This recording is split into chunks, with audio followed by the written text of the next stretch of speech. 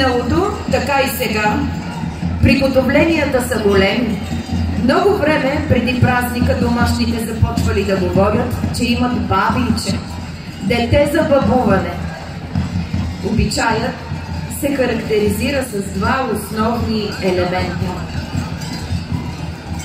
Първият е поливането на бабата. При него младите невести поливат на бабата акушерка, а тя от своя страна нарича за здраве на децата бабинчетата.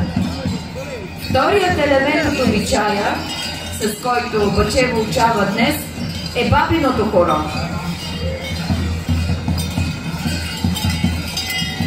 Подир пладне от всяка махала всички майки, баби и бабували баби отивали на селския мегдан да играят бабиното хоро. Виждаме ги вече идват на площада. Бабували баби, облечени с празнични фустани, опасани с престилки, забрадени с най-различни кошаци, обути с бели везани чорапи и папуци, заденали на цедилки и чорапи за дарове за децата. Духкат табани, свият зурни, играят бабите с бабинчетата, играят и мъже веселяци. Хубаво! За бабин ден кукерска група село Бачево.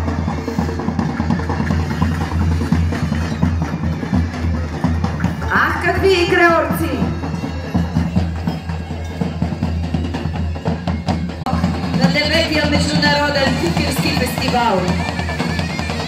С аплодисменти за село Бачево и кукерската група.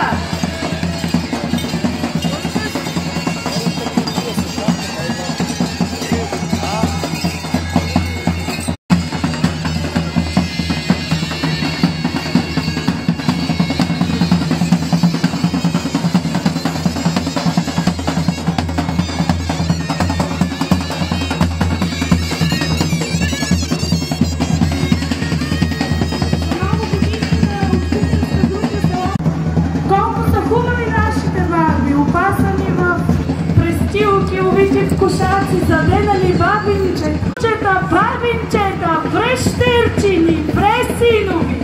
Хайде, баби, тропайте!